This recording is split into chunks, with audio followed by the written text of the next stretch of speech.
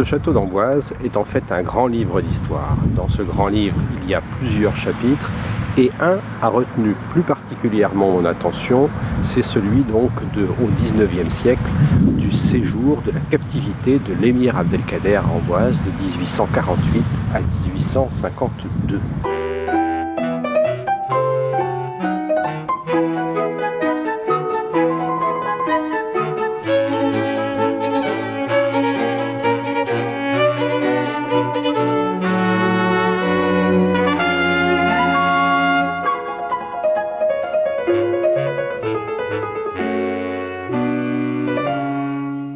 La singularité du personnage qu'est l'émir Abdelkader s'apprécie en particulier dans les liens qu'il va créer avec la ville d'Amboise. Il y a une sorte de séduction, d'affection qui se noue régulièrement entre l'émir et les Amboisiens. Et on a une situation tout à fait particulière, c'est que lorsque l'on annonce aux Amboisiens que l'émir Abdelkader va s'installer à Amboise, eh bien au lieu d'avoir un réflexe de peur, les Amboisiens ont plutôt une volonté d'accueillir de façon solennelle, même un peu prestigieuse, l'émir Abdelkader. Et il faut que le préfet intervienne pour dire « Attendez, non, c'est un prisonnier politique, on ne fait pas de réception princière pour l'arrivée de l'émir Abdelkader ». Ce qui nous frappe chez l'émir Abdelkader, c'est une sorte de curiosité intellectuelle permanente, une saine curiosité. C'est la même curiosité qui le pousse à aller voir le chemin de fer, puisqu'il y a un chemin de fer qui est installé près d'Amboise, il entend parler de cette machine infernale qui permet de se déplacer, il veut aller voir. C'est la même curiosité qui va le faire s'intéresser aux autres religions, et en particulier à la religion chrétienne, où à chaque fois, si vous voulez, on a l'impression qu'il veut connaître, il veut comprendre, et il a toute sa vie cette posture d'ouverture d'esprit, de curiosité, de recherche d'information. Et c'est vraiment un personnage tout à fait séduisant pour cela. C'est un homme de dialogue entre les cultures, entre les religions, entre les peuples, et c'est comme tel qu'il va être dans la mémoire collective, et c'est comme tel qu'il est toujours représenté aujourd'hui. C'est un destin fabuleux entre l'homme de guerre jusqu'en 1847 et puis l'amorce par cette transition de la captivité vers une vie qui est plus une vie spirituelle. C'est une figure qui fait référence dans l'histoire et qui est donc sans doute une figure utile pour la compréhension du monde présent.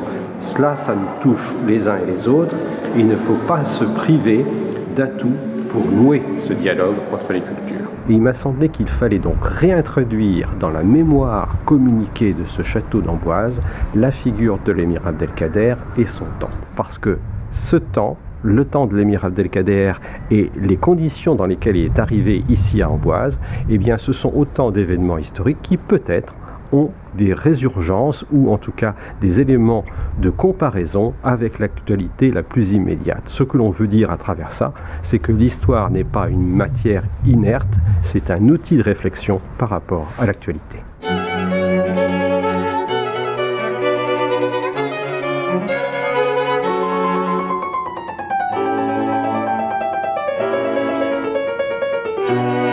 C'est le prince-président Louis-Napoléon Bonaparte qui a libéré l'émir Abdelkader. En fait, il montre qu'à travers ce geste qui est magnanime, eh bien, il veut l'inscrire dans l'histoire et il demande à des artistes de mémoriser le départ de l'émir Abdelkader, des peintres et, grande innovation du temps, un photographe. Ce grand photographe, c'est Gustave Legray et nous avons un très beau cliché. Les 4 années de la captivité de l'émir Abdelkader sont marquées principalement ou de façon très très symbolique par le décès de 25 personnes de sa suite, essentiellement des enfants. Il y a un vrai problème d'acclimatement pour toutes ces personnes qui vivaient en Algérie. Lorsqu'ils arrivent à Amboise, ils arrivent en plus en période hivernale et donc dans les premiers mois, les premières années, évidemment il y a un certain nombre de décès dans la suite de l'émir Abdelkader. La suite de l'émir Abdelkader, c'est une centaine de personnes.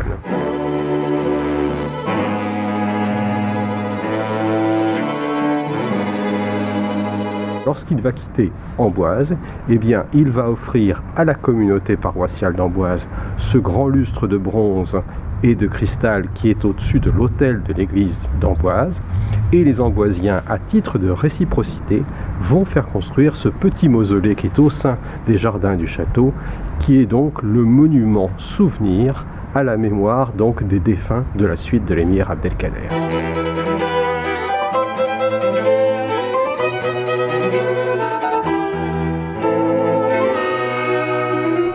Alors, lorsque nous avons travaillé sur ce projet d'aménagement du jardin cimetière avec Rachid Koraïchi, il nous a semblé donc qu'il fallait partir de ce petit mausolée qui avait été offert par les Amboisiens à l'émir Abdelkader comme de la perpétuation de son souvenir et de sa présence. Et bien, autour de ce monument, nous avons donc bâti ce jardin, et ce jardin il est très simple, mais il s'inscrit parfaitement dans le site, et ce jardin est comme une illustration de cette mémoire historique que nous avons pour devoir de communiquer.